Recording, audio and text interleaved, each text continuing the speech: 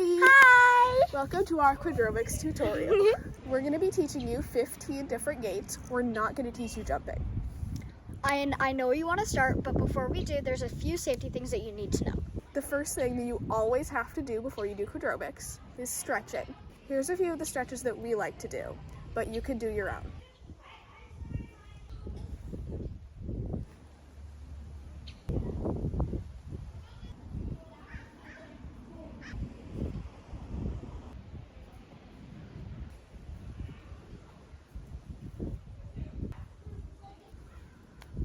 Again, you can do whatever stretches you like, but the most important places to stretch are your wrists and your hips and your shoulders because they get used the most. Another important safety rule is to always have your paws like this.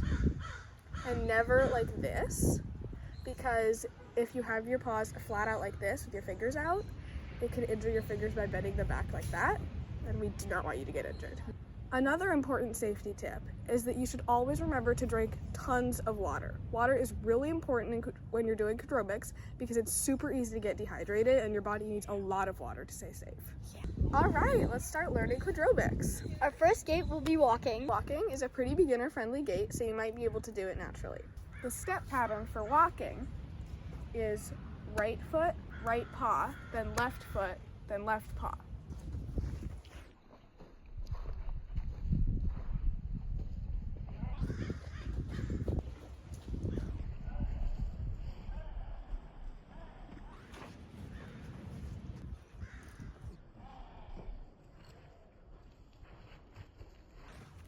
Next up, diagonal walking.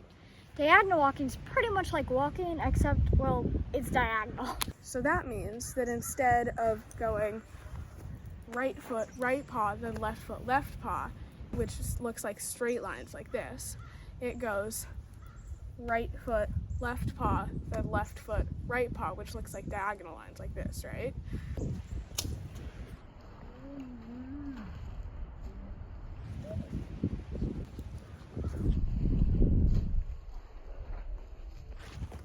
And next up we have a trot walk.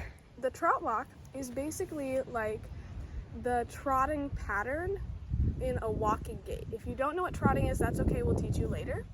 But a trot walk is basically where you move the diagonal sets of paws, like the left foot and the right paw at the same time, like taking a step at the same time, right?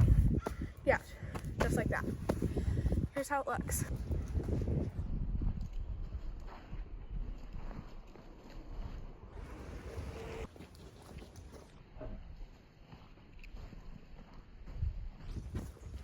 And next we have the pace walk. The pace walk is similar to the trot walk, as in the trot walk is modeled off the trot and the pace walk is modeled after the pace. A trot is basically a diagonal pace. Like a trot is the diagonal pairs of paws, one after another. A pace is the pairs of paws on the same side, as in right foot, right paw at the same time, and then left foot, left paw at the same time.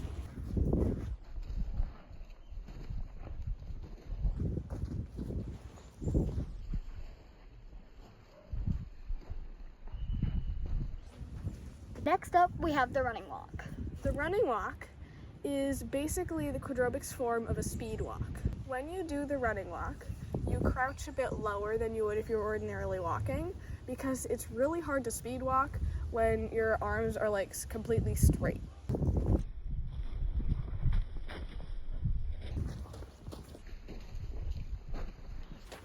Next we'll be doing a running diagonal walk. A running diagonal walk is exactly what it sounds like. A diagonal walk where you speed walk.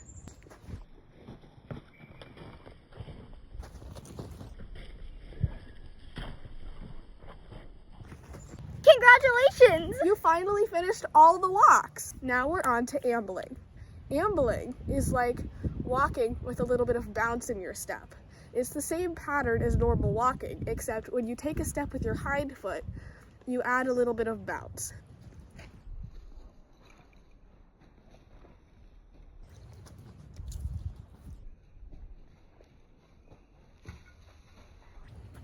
Next, we have a diagonal amble.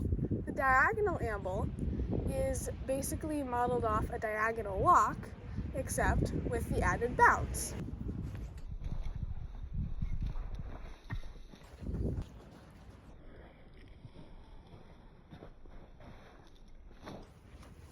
Next up, we have trotting.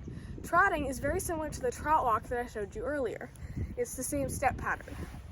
It's right foot and left paw at the same time, and then left foot and right paw at the same time, alternating. And it's bouncy like an amble, like you're hopping from one set of diagonal paws to the other set.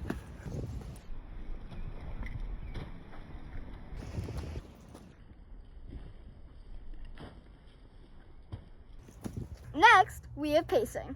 Pacing is, again, very similar to pace walking. Remember how pace walking was using the paws on the same side of the body and taking a step with them at the same time. Well, pacing is hopping from the paws on one side of the body to the paws on the other side.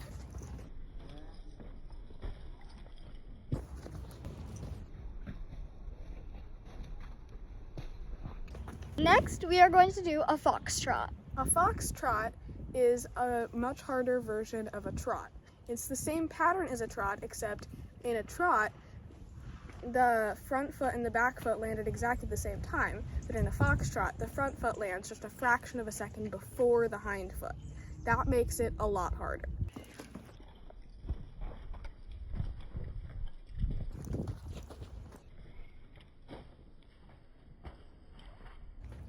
And now we have the canter. Running for humans is like cantering in quadrobics.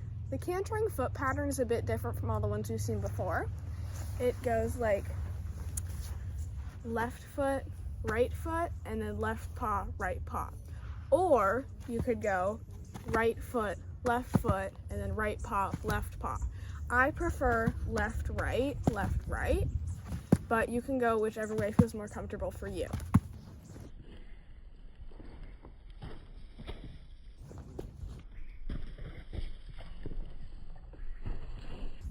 Next, we have the reverse canter. The reverse canter is similar to the normal canter, except with the normal canter, you push off from the ground with your back feet, and with the reverse canter, you push off with your front feet, sort of as though you're jumping, but you're pushing off with your front feet.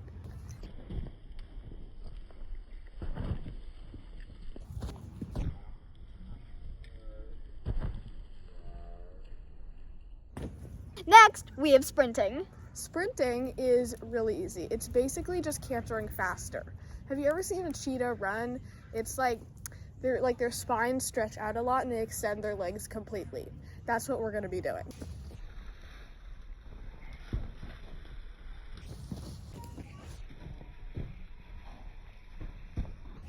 Finally, we have bunny hops. Bunny hopping is pretty much exactly what it sounds like, hopping like a bunny. The way real bunnies hop, like in real life, is back feet together and then front feet together. Except that can tend to give humans a headache because our brains really aren't built for that much jolting. And so a much smoother way to do bunny hopping is back feet together and then front feet like that. It's a lot smoother.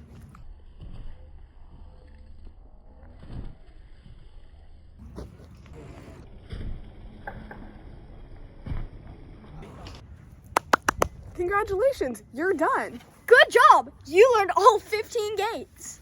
You should be proud of yourself. Now, go drink some water and practice your newly learned gaits. And we'll hopefully see you again soon.